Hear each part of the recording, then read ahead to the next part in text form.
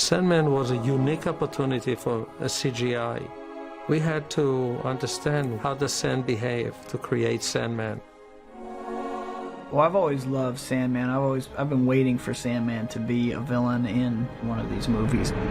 We love the visuals and the image of the Sandman, and we're always trying to find an adversary for Spider-Man, you know, who is you know, almost impossible to defeat. I see it as an honor.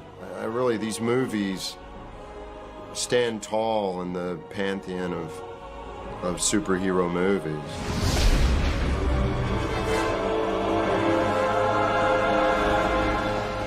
Sandman was created first and most importantly by Stan Lee when he wrote the comic books in the 60s. When I did Sandman, I said to myself, Stan, I think this time you're going too far. Nobody is going to accept somebody who could turn his body into sand and ooze under a door and then make his body so rock hard that he could use his hand like a club and knock a wall over. And now he's starring in a movie, in a Spider-Man movie. I think that's wild. He was one of the Sinister Six. He's one of the very first villains that appeared in the run. And what was fascinating about him in the comic books is Spider-Man literally couldn't grab onto him. Spider-Man throws a web net on him, he goes through the net. He tries to grab him, he can run, the sand just literally runs through Peter's fingers. Spider-Man has now faced a villain that he can't grab onto.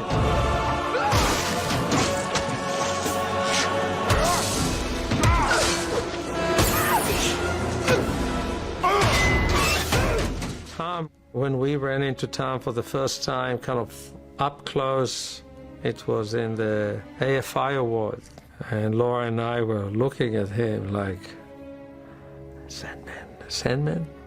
Thomas Hayden Church was nominated for something, and he won, and he got up on stage and he cried. And I turned to Avi and I said, could he be the Sandman? And Avi said, yeah. And we brought him in, and Sam met him and loved him, and that was that. He had this look, and then his voice, and he is very strong. At the same time, he plays a great victim.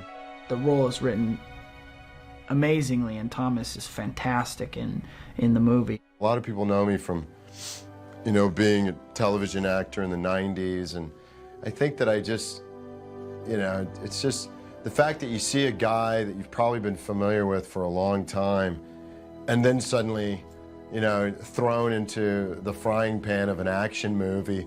I think a lot of people have been a little bemused by that, you know, that they hired a guy like me to get the crap kicked out of him a lot. You two take the west side. Tom, take the east. Where'd he go?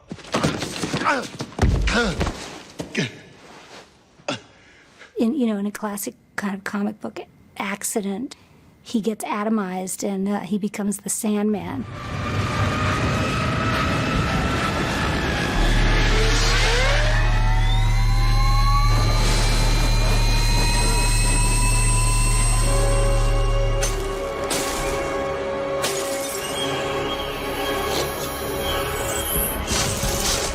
There's this great internal struggle with a guy like Sandman, and it's a great sort of motif of this guy who's literally continually falling apart. He's like a waterfall of inability to maintain who he is and who he wants to be. But the balance of that is you don't want him to look like he's too fragile and falling apart. You want him to look like he can beat the bejesus out of Spider-Man. That sort of changing character is an interesting idea.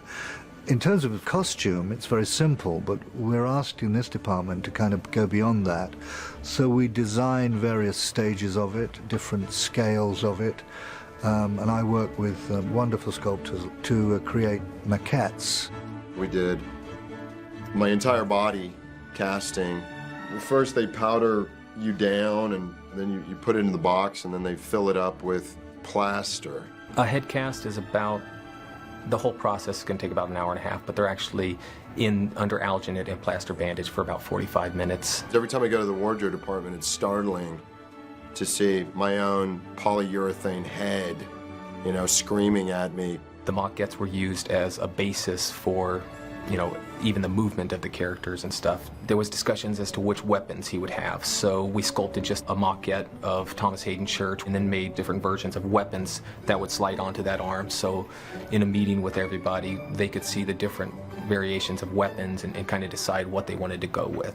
Well, I think that works great for this part of the scene. It works just great. When it came time to bring him to the screen, the realization of that, which is really the director and the filmmaker's job, we had to first study sand, because this is the thing that we were going to recreate in the computer. One of the first things that I did on the movie was work with Sam and Bill Pope, the director of photography, to organize a sand shoot. And it was shooting reference of sand thrown up, thrown against blue screen, over black screen.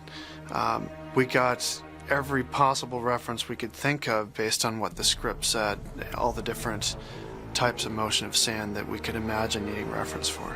There's actually a lot of different types of sand. And for us on Spider-Man 3, we have something, what we refer to as Arizona sand. And it's not the type of sand that you would find at, you know, like the Santa Monica beach. It's actually quite coarser. There's a lot more, it's almost kind of like in a rocky type material. Once we had our basic understanding of sand and how to photograph it, then came time for the great technicians over at SPI, under the supervision of Scott Stockdike and others, to recreate the individual grains of sand in the computer. Sand, I think, has some unique challenges in that it behaves sometimes like a solid and sometimes like a liquid. So what you're seeing behind me is actually a fluid simulation or a gas simulation. So everything in the box is actually a gas simulation, and you get a nice turbulent swirl in the motion. But as soon as the particles, the sand particles, leave that box, they start to collide against the ground and bounce against each other. And although there had been particle animation previous to Spider-Man 3, there had never been anything attempted on the scale, the scope that this project demanded. I think the biggest thing about sand is just the amount of grains that you have. It's just so many grains. I mean, when we started off, we kind of said, you know what, most software packages can do, 400,000, 500,000, but I mean, we needed to go into the millions and then beyond and beyond and beyond. If you see this particular image here, there's no reference for scale or anything. When you look at it, it kind of looks like it might be a typical rock. But this sand grain is actually the size of like a pinhead.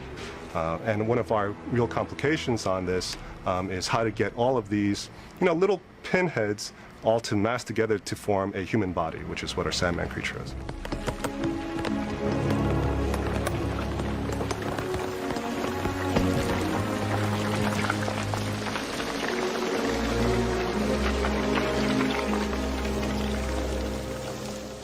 You can't just take those large grains of sand and push them back into the distance and then add a few million more, because it won't fit into the computer. So the hard part has been to go from this detailed model to this single point of color without seeing any of the transitions in between.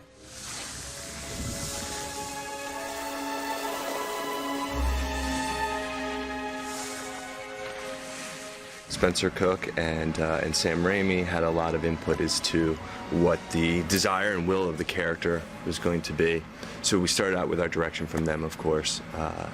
And what we needed to do was look at it from the situation of trying to capture the character that they want and the emotions they want, and balance that with the physical limitations and the physical qualities of sand. And it's kind of the combination of those two things that makes it a level of difficulty that is, instead of like twice as hard, it's like 4 times as hard.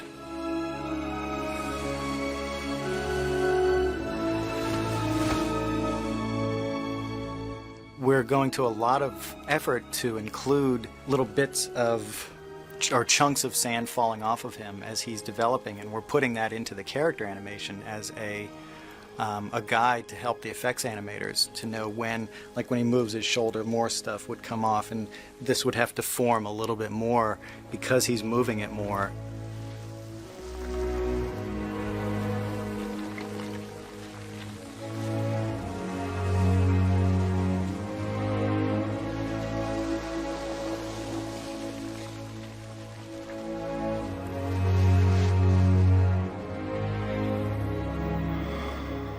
And so that kind of interface for me and for the animators working on that sequence in particular is kind of a new challenge in a way, you know, in incorporating the effects animation into the character animation, because the effects are such an integral part of who this character is.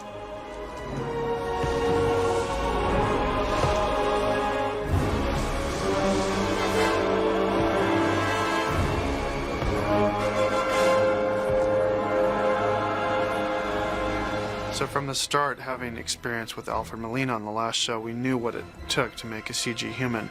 So we started that process extremely early as we could.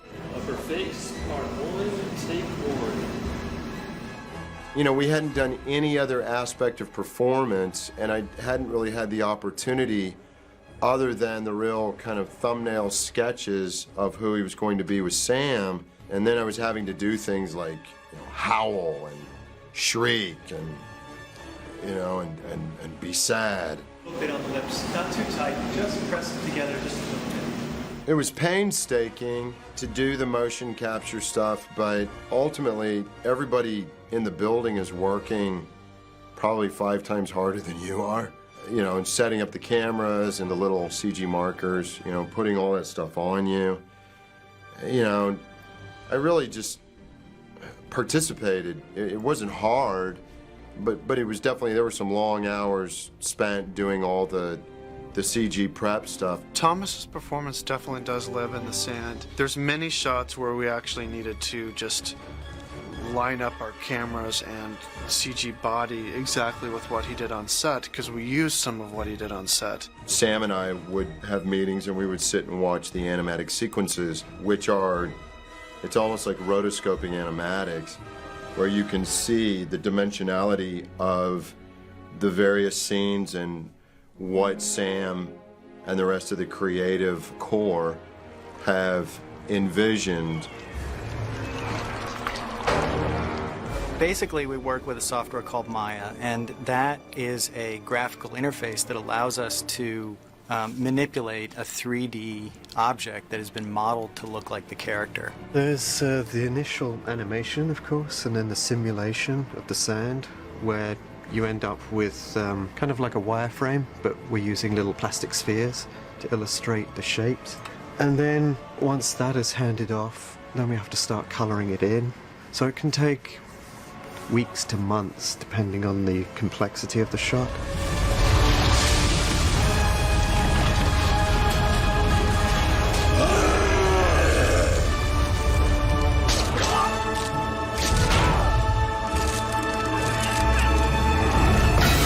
Sam really has taken what Sandman can do and increased it by tenfold. When you do have the Academy Award-winning team of Scott Stockdike and his group over at SPI, you put yourself in the right hands, the right creative hands, and you say, you know, go create. And they did, and we couldn't be happier with the results.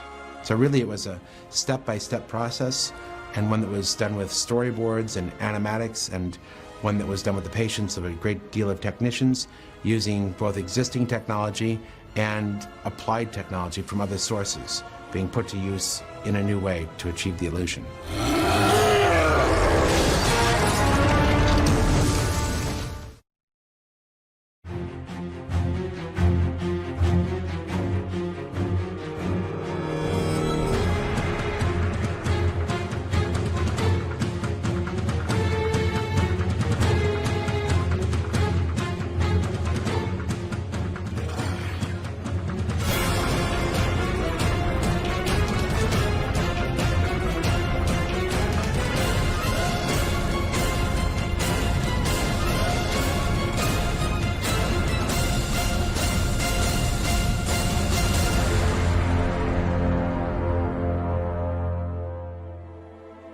James Franco came to this film loaded with great ideas that really enhanced his performance and the movie as a whole.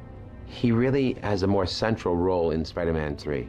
Well, at the end of Spider-Man 2, Harry has learned the awful truth about his friend and his father, although maybe doesn't have the full story. He lived his whole life for his father, and so when his father was taken from him, the only thing he had in his life was to avenge his father's death. Harry's hurting, Harry's damaged.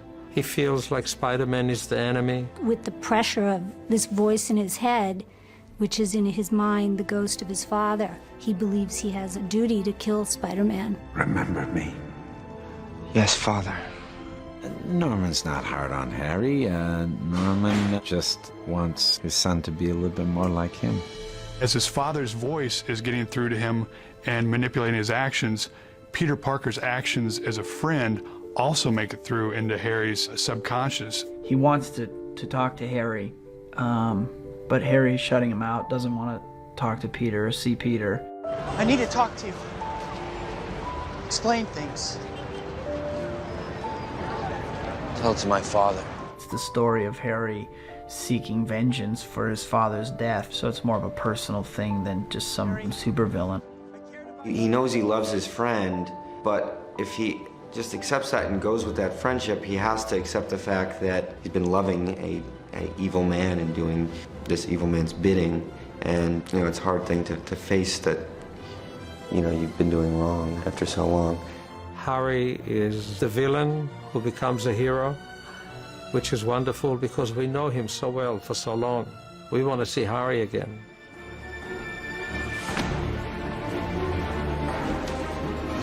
Looks like just in the nick of time. A couple minutes ago wouldn't have been so bad either. What are you gonna do? The theme of Spider-Man 3 of growth, of redemption, and ultimately of learning forgiveness. And it was very important to Sam, and I think when people watch this movie and when they come to the finale, they'll see that shine through.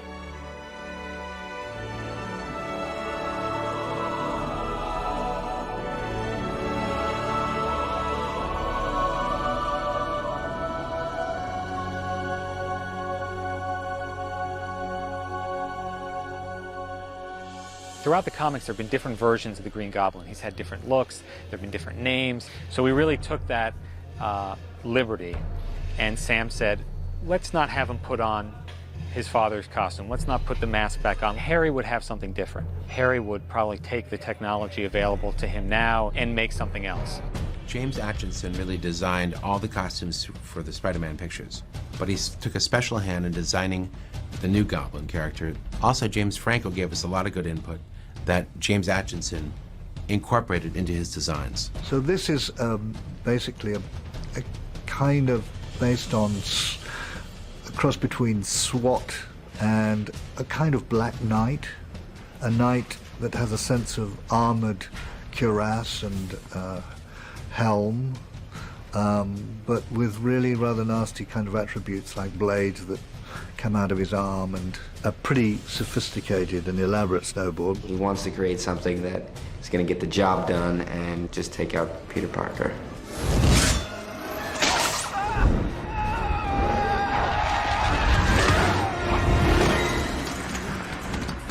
Soon after you see the appearance of this new villain, the mask retracts and you see Harry. You can see the performance. Harry's not trying to hide his identity from Peter. Harry wants Peter to know, this is what it's come to, and now I'm coming after you. Listen to me!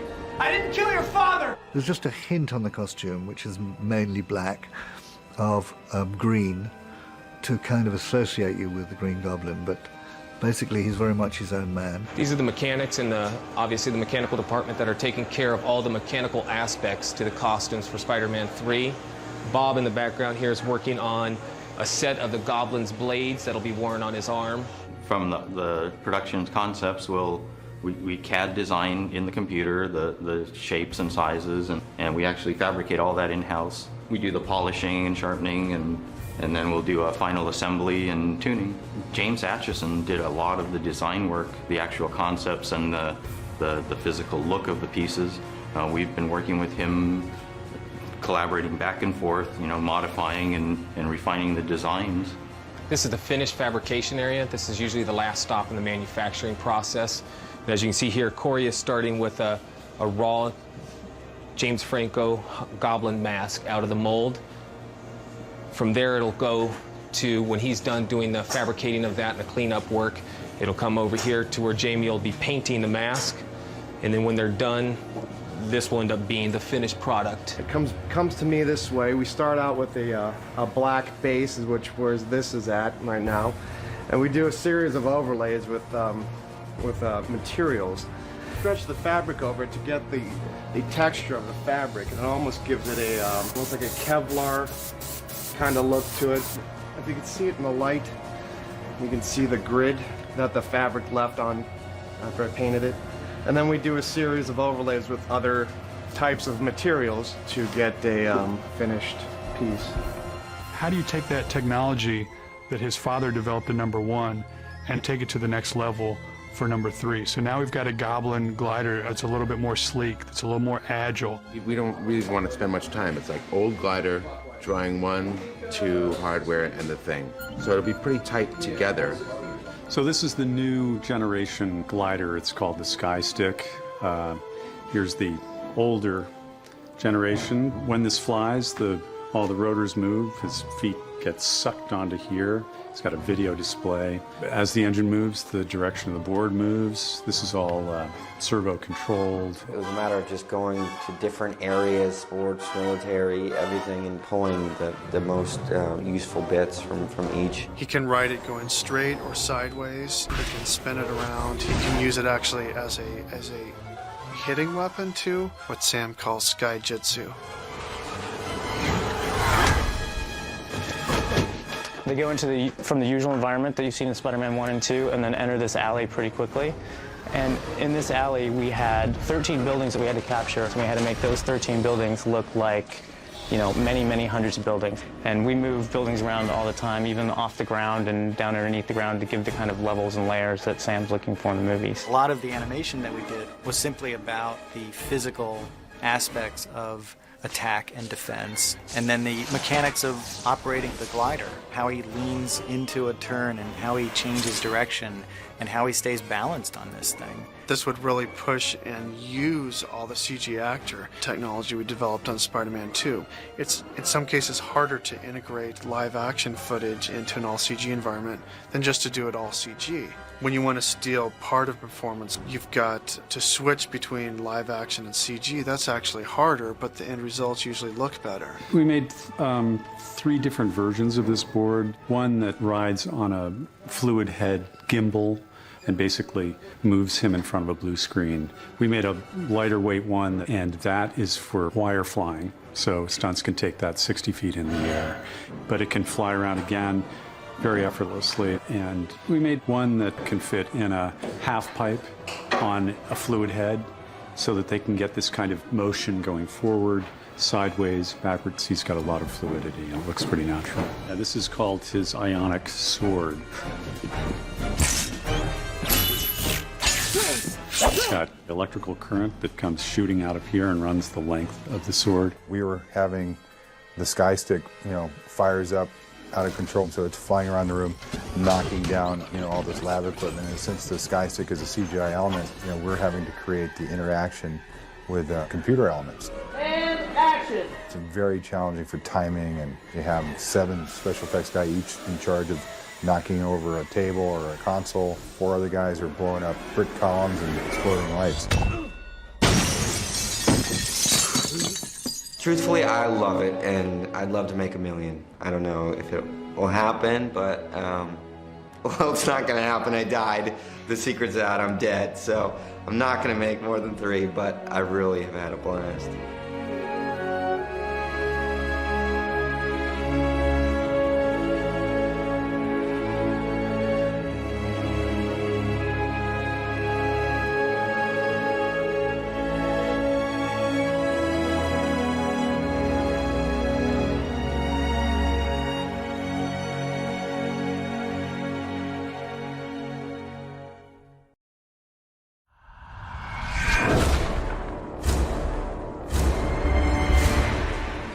Marvel comic books always had a great bunch of villains to choose from in the Spider-Man universe.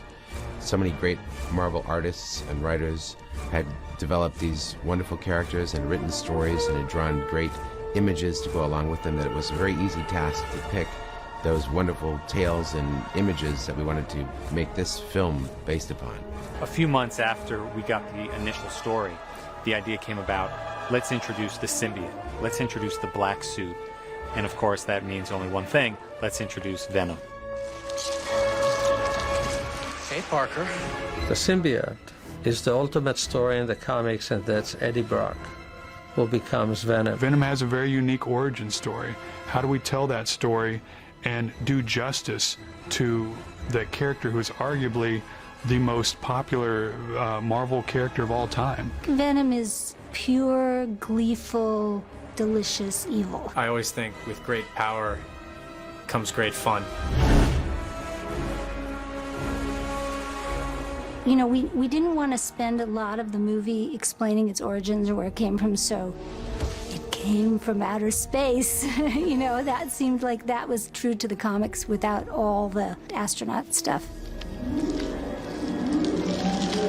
The symbiote famously first appeared in the Secret Wars in the Spider-Man comics. And in the comics, it's really usually seen as a slightly expanding, black, oily type substance. You know, when you make a movie, you can't do exactly with something that looks good in a comic book doesn't necessarily look good on film. We wanted it to seem like an alien thing, to move in a way that we hadn't seen quite before, but something that wasn't in defiance of its liquid form. When you look at it in the final version of Spider-Man 3, you're going to see something that's much more alive, that has many more tentacles and pieces to it. And a lot of that came from our illustrator, EJ, who just took that initial concept of the goo and said, okay, how can we push this further? I mean, the goo was kind of a major thing, you know, and that's a perfect example of how in comics the goo works. But in the real world, you got to feel that it's different and it's a little more vicious. When we first approached the symbiote alien, everybody brought something to the table in terms of designs and artwork and sculptures even, and jars of different kinds of goo, and we'd take tongue depressors and lift them out and look at them. It took us quite a bit of time to kind of figure out what goo should look like. And the interesting thing about this movie, just figuring out what goo looks like is not going to cut it. We also needed to figure out how goo moves. We didn't want it to have a structure like an exoskeleton or bones or anything like that, an internal structure, and yet it had to have form and it had to have movement. So we had to come up with a way to animate it and make it move that satisfied us and that didn't defy its very liquid nature. So how do you take essentially a black puddle and make it aggressive and make it frightening and bring it to life? There was an animation of goo crawling on Spidey's arm that was based on one of our concept artists, EJ. He came up with a really beautiful, intricate artwork, and the animators kind of took it to heart and really replicated almost by keyframe. And once we nailed that, everybody kind of collectively just said, hey, this is it. I think across the board, everybody found something in there that was menacing and predator-like enough, but not passive.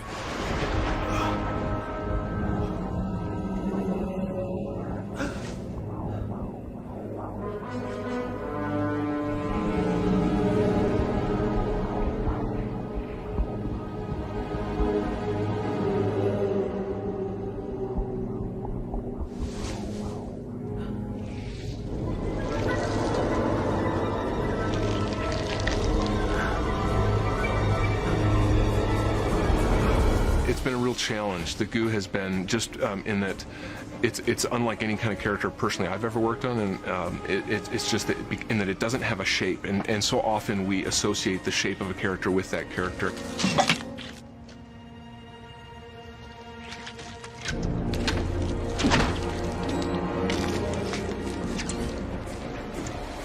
You know, we talk a lot about animals, you know, as far as like cobras, the way they kind of rear up and strike, or scorpion stings, or snakes, how they slither, and we look to the animal kingdom, I think, a little bit there.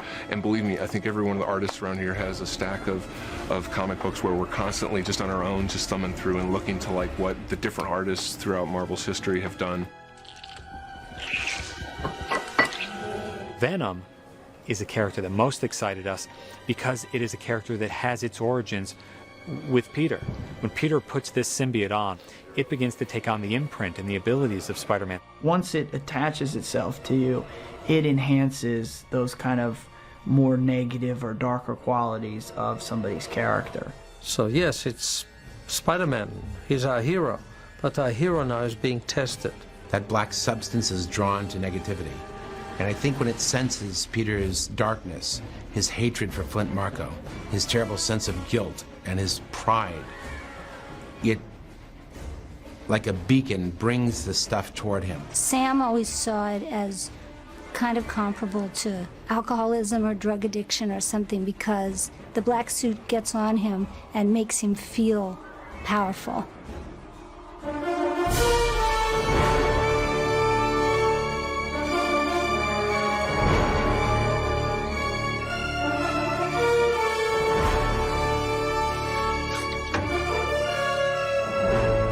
What is this? I feel... Wow. This feels good. We are actually using the same fabric. We're dyeing it a different color. We're changing the color of the highlights on it. We're changing the eyes slightly. And we're coating it with a printed grid, which is printed in plastisol, which we're able to screen print onto the suit. And the grid system that you may be aware of from the first suit now is printed in a kind of black sheen. Black suited Spidey is much more aggressive, and he's much stronger, and he's more brutal. We tried to convey that part of his personality in the motion by having him move a little quicker here and there, hunch his shoulders a little bit more. So this is what we call animation sweatbox, and all of the animators gather in here and we talk about our shots. And right now we're looking at one of the shots from Peter Giliberti, and we still want to show the twist. So this moment where he's pulling on the web is a really good moment to initiate that turn, I think. I can make that more forceful, I guess, by speeding it up and twirling him a little bit faster. That would be great, yeah. And then we can kick the legs out straighter, too. There's a bunch of shots in the subway sequence when he's fighting with Flint Marko where he'll do things in a sort of a rougher way. Peter just starts out and ends up railroading over the top of him with his newfound powers. And railroading being kind of appropriate because they're fighting between trains, they're falling about 300 feet through the air between train tracks, and all the time Peter is unleashing for the death of his uncle. When he finally has to make a decision to get rid of it, it's hard for him.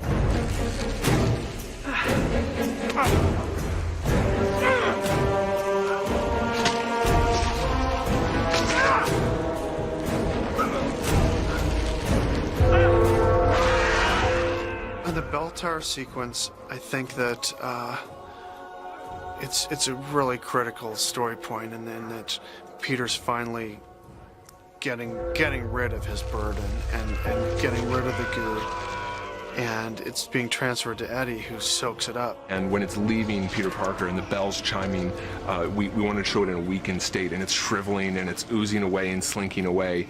And the shots at the end where it's actually found Topher found a new host, it's revitalized and it's attacking and its energy's back, and we tried to give it a little more aggression as it's found its new body.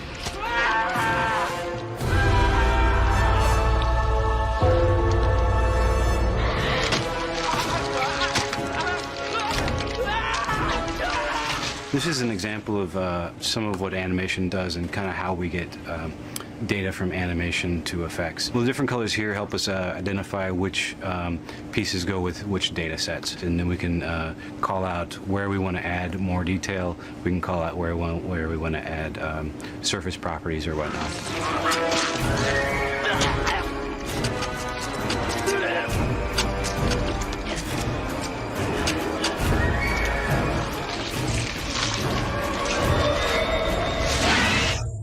There's a little bit of a cheat. Of course, Topher Grace did not actually swallow the camera when they shot this on set. Filming the scene where this black tar-like goo was dripping all over me, and I had wires attached to my face that people, fishing poles were pulling up, and then people below me pulling my face down. I mean, when you see that I'm in pain, I mean, I'm like, not a lot of acting required that day. We had asked Topher Grace to come in and talk about the role, and he was what was written. I was so honored when I was called to just meet with them, let alone, it was a great day sitting in that office and just have Sam Raimi tell me, I didn't know why he was telling me the whole plot of Spider-Man 3. He's going to jump in at some point and tell me why I was there. He's fun and scary, and he's just another great addition to the ensemble. The reason we go with Venom, because we show you what happens if the symbiote gets attached to someone that is truly evil, that doesn't have the character of Peter. Venom basically has similar strengths as Spider-Man, but just stronger, more agile, more vicious. It's a little bit, anything you can do, I can do better. Well, just like Sandman appears in so many different forms in the movie, our Venom also kind of has these different phases of him too. I just got this image in my mind of these things just literally pulling his eyes open, and so those drawings really sparked a resonance in Sam. Then led to the idea, okay, well, how is this guy constructed? What Sam still wanted was Eddie Brock inside that suit. He didn't, he wants his actor. My specialty is to really ground a design or an illustration in something that could work in the real world. You have seams, you have things that need to be covered, and the webbing just kind of came out, and then it became this whole thing. Oh yeah, this could be, what if the webbing was very vicious? What if it looked like it was gripping him? What if you really felt the pain of this thing on him? It becomes very much almost an organic structural element within the suit. To get into, if I'm doing the makeup for Venom, it's about an hour to get into just the suit. He would first sit in the makeup chair and put on the appliance pieces onto his face.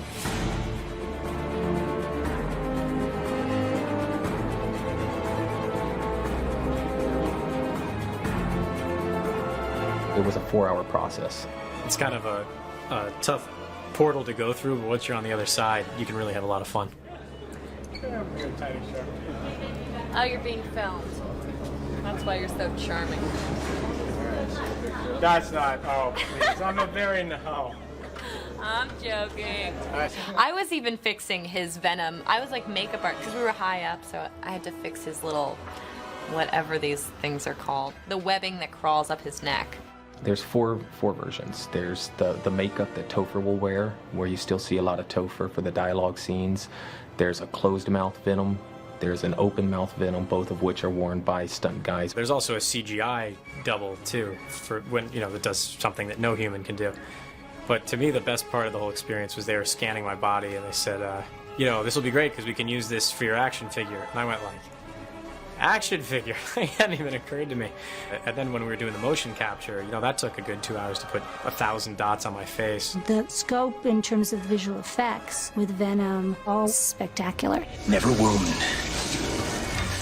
what you can't kill. By the very end, by the time that it's the final battle between Peter and Venom, he turns into what we've called comic book Venom, because it's based on the most crazy designs you saw in the comic book, where everything is just alive and squirming around.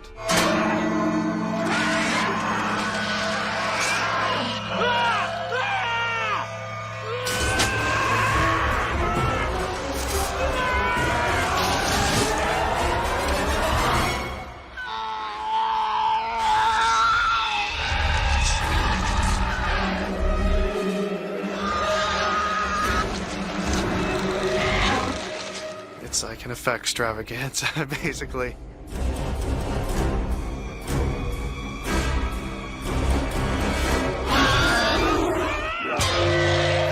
This black substance is really a metaphor for the darkness that comes over Peter's heart. All the darkness that's in all of us, I think that black suit really just brings that to the forefront. The person I really want to please is me, because I read these comic books. Venom is our interpretation of the comic book, and I think the fans will be happy.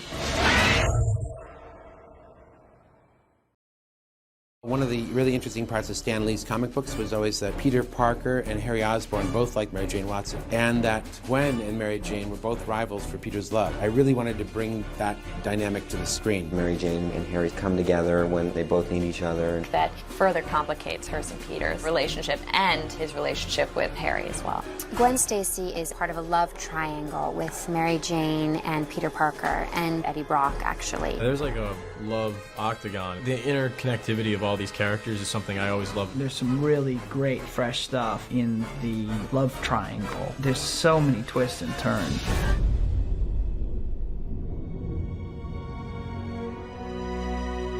Peter Parker and Mary Jane Watson are closer than they've ever been before.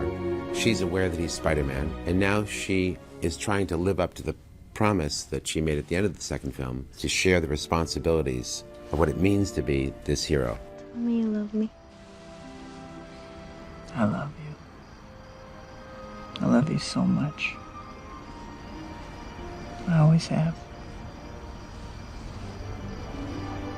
Time has stood still for the young lovers. It's right before, it's like the moment before things are gonna start to get stirred up. As Peter Parker is starting to become a little bit full of himself as Spider-Man, he's starting to build up a little bit of an emotional wall between Peter Parker and MJ. Peter's not there as much for her as she'd like him to be, and so she's kind of pushed aside a little bit. Peter absolutely takes the love of his life for granted because he just believes it's the love of my life. She's my girl, period.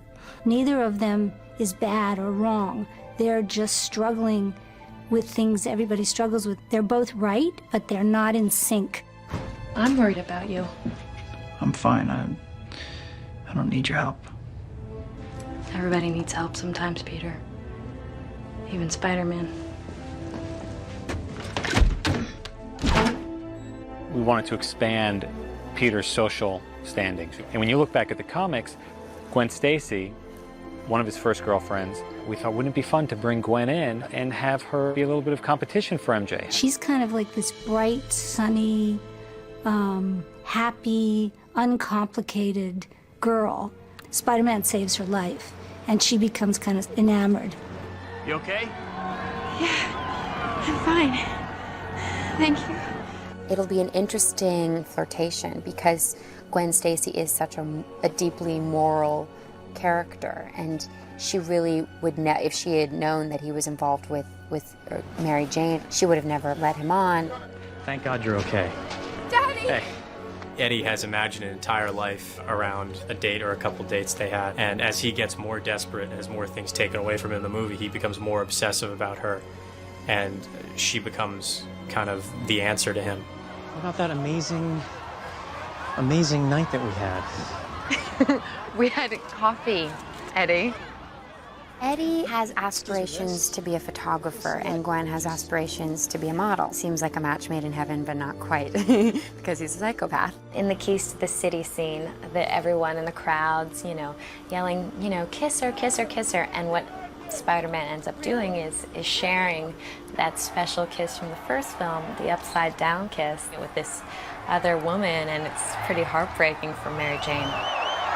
And yet Peter thinks he's ready to ask MJ to marry him. And he wants to pops a question, if you will. So he goes to a fancy restaurant and he wants to do the whole thing with the ring and champagne, so he enlists me, idiot maitre d', to help him. I have this ring. Ah.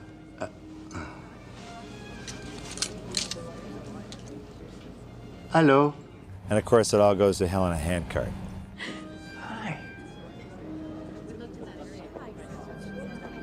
Things took a turn for the worse when Gwen Stacy showed up. It's more threatening, I think, to Mary Jane that she actually is a smart, beautiful woman instead of playing a very shallow person.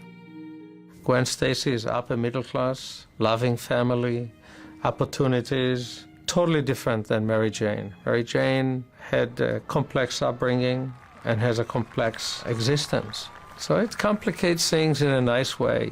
MJ gets to a very low and lonely place, and Harry is the one that's kind of there for her as a friend. He's always loved her, and whatever, he's always had a thing for her. Yeah, hateful little things. I love them. Yeah, me too. The amnesia was a way to take the friendship back to where it started. And even in the first one, you only get a little taste of what that friendship is. Check this out.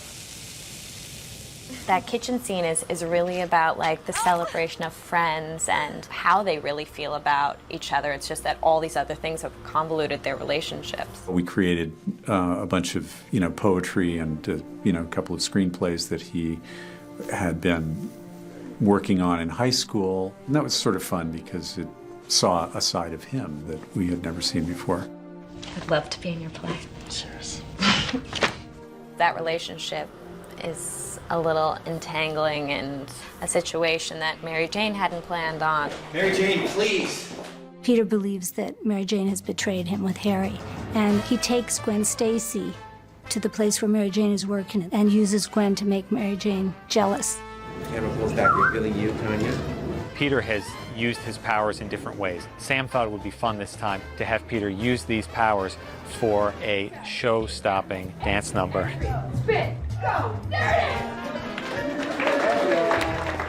I lucked out with Tobey Maguire. He is a natural dancing machine. He'll never say that. He won't admit to it, but he is an amazing mover. And the love triangle was, for me, the driving force of this piece. Tobey, immediately when I met with him, committed himself to doing this scene. So he put in some time with rehearsals and was very hands-on in helping to develop the scene as well and what really felt right for him and his character. The dance number was one of the best times of my entire life. It was so great, and I felt like I was like in some great 1940s musical.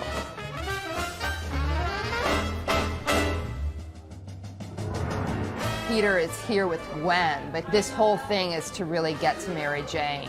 And so in the creation of this choreography, I really kept that at the front of my mind. I realized that this whole production that he's put on was just to hurt me, and he hurts her in the process too. She isn't a manipulative woman. I mean, when she finds out that he's betrayed Mary Jane, I mean, she is truly apologetic and embarrassed by the situation.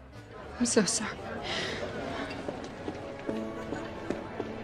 We try to approach it from the most realistic way we can and applying logic and truth to relationship problems between Peter and Harry and Peter and MJ and Harry and all of the characters and all the conflicts mixed in with all of these out of this world things, and I think it's a challenge and it's a lot of fun. Classically, in the way we've done these movies, there are always complex romantic entanglements. Still the most important thing in their lives is friendship and trust, and then love will come. Our story is about characters that get to know each other better, learn to trust each other. Our experiences together mirror some of those experiences of the characters growing together in the film. And really, the joy of having the same actors from movie to movie is you do get to follow the growth of the characters as you follow the growth of the actors. They're now adults. They have life, they have pain, they have success, they have aspiration. We grow up with them. You have the sort of blueprint for the movie you're going to make, and you have the scenes and the conflicts and the dialogue, but then when you get with the other actors and the director and you start to play the scenes, the real relationship starts to form. It's really been a pleasure to see Kirsten and Tobey and James in the bonds that they've formed with each other. They were all really spectacular actors to start with, and I must say I think each one of them has just gotten better and better.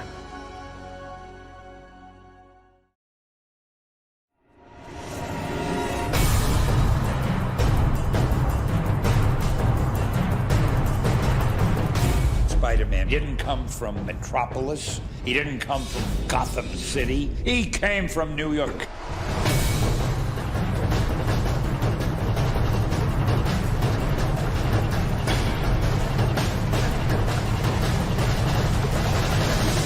Got it now. This is New York, the biggest character in the world. And we feel it, and the actors feel it, and Sam feels it, and turn the camera up, and you're in New York. You don't have to fake anything. The great part about New York is the million different types of people that you'd see on the street, and just a sense of pace in life that no computer could ever capture. It's its own character in our movie. It's just the energy, the character of the city itself. I mean, it's just so necessary. It's so integrated into the Spider-Man comic books and the movies. This is where Peter Parker's from. You realize this is where Spider-Man's from. Spider-Man lives 70, 80 stories above the ground. We can't get that in Los Angeles.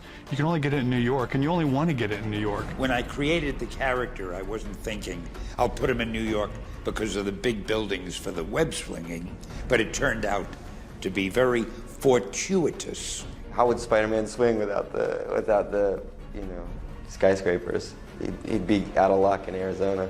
Well, New York is always a character in these movies. In this case, for Peter, it plays a different role because Spider-Man's always been vilified, and this time the New Yorkers love him. And then a lot of his, relationship with Mary Jane gets played out in Central Park and various places around the city. When you shoot on the streets in New York, you have like crowds watching, and there's photographers and people with their video cameras, and things like that. On the sound stages, there's no audience really, and we come out to New York and everybody's out there watching. And just the energy here really helps. I mean, you get real, tangible experiences in real settings and situations. That informs your acting as an actor. It's a great energy to go out there and work and interact. I deal with the director, the production designer. They give me sort of their vision of what the locations are supposed to be, and just handle all the logistics of making it happen. In New York itself, we doubled the amount of days of shooting in New York that we did on Spidey 2. This production is like moving the army overseas. Thousands of people working on it. The biggest challenge is really logistically getting a film crew on the streets of New York and dealing with the daily activities. What we're trying to do, any of the street shots that show some expanse, to show the canyons, to show the hustle and bustle of New York City, that's what we're out to achieve. That's why we're shooting in Times Square and some of the other locations on Broadway and 6th Avenue. It's our first time ever shooting in Times Square for any of the Spider-Man movies, and a little more naturally, more energized. It's good to be here. We are shooting on what's called Military Island. The roads in Times Square kind of form an X, and we're shooting in one of those triangles. So we're a little secluded, but at the same time we lose this location at 11 o'clock. So we're scrambling to get our shots done in this location so we can move on. We get a lot of people pausing, looking by. It's what's great about shooting in New York, but it does add a little extra pressure at the same time. When we were filming in Times Square, we really had to control the area.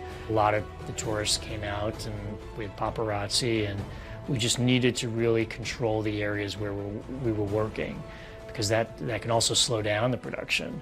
Very, very special guest Stan Lee is here. Every time Stan shoots with us, the crew gets a little more excited. It's just a little boost to have the guy who created all this was Steve Ditko 40 plus years ago.